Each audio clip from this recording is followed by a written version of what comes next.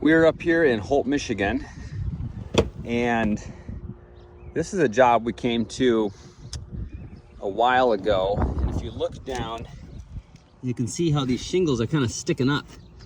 Someone came here and tried to caulk them down, but it didn't work. This is a newer roof, quite a new roof. And you can see like ones like this, they're kind of sticking up. Homeowner noticed it. This area just gets, the wind just rips right through here. And so we thought, hey, we'll fix these shingles that are sticking up. What we did is we picked them up like that, kind of took them apart. And we did this just recently, so they haven't had a time to seal back down. But what we realized is the prior roofer never removed the old step flashing. And so in our inspection, here's a spot right here. If you look under here, you can see there's step flashing in there. And you can't see it very well. If you look right there where my finger is, there's a gap. You can see the wood behind that step flashing. And so what they did is they used the old step flashing. Well, some of it wasn't nailed and it slid down, and there's now a gap there. So if water wants to come and hang out up here, it can just go right in, hit the wall, leak into the house.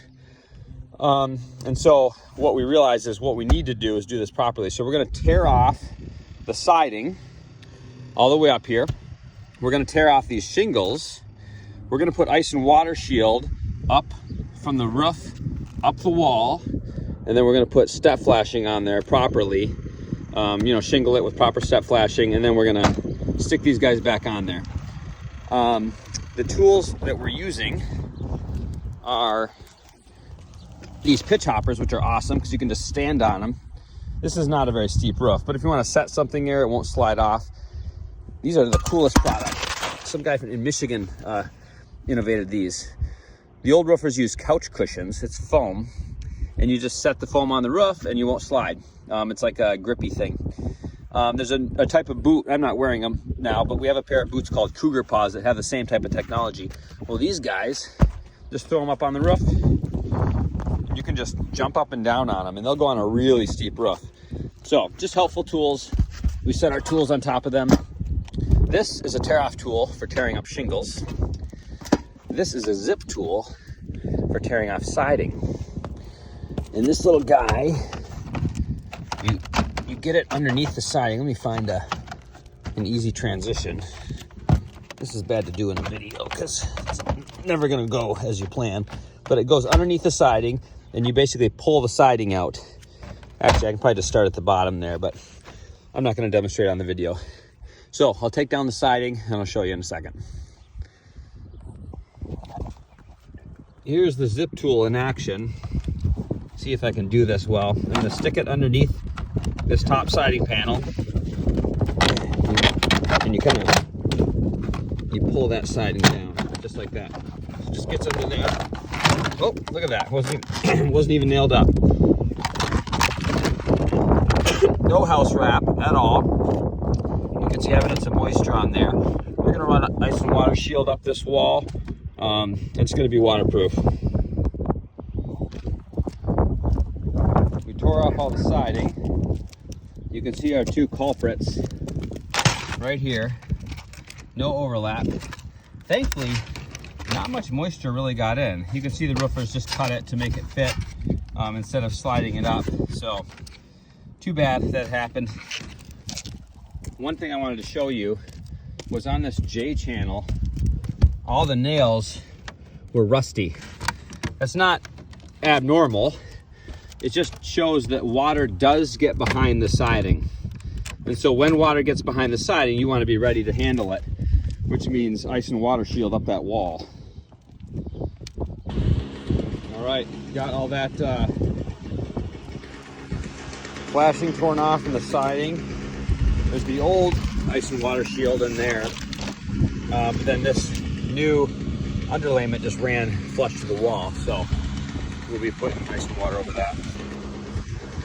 All right, we have this ice and water shield on here. This is crazy sticky stuff. Thankfully it's colder, so it's not making life hard for me. The step flashing will go up against this about yay high. I didn't want to go and cover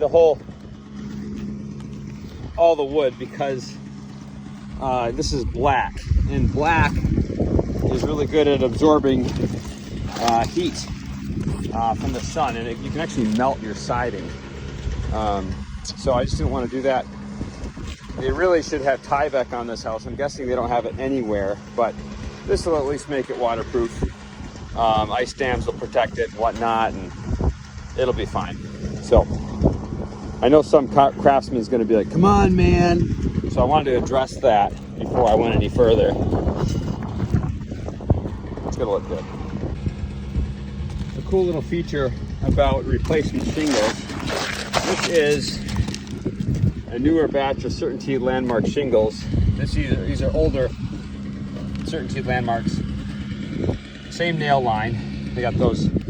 Technically, you can nail all over here on low slopes, which is what this is. If it's a steep slope, you have to nail within that little line. But a cool thing, which actually is hard for repairs, these were difficult, but not too hard to take apart. The tar stuck to them, but there's granules on this nail zone, where here, there are no granules.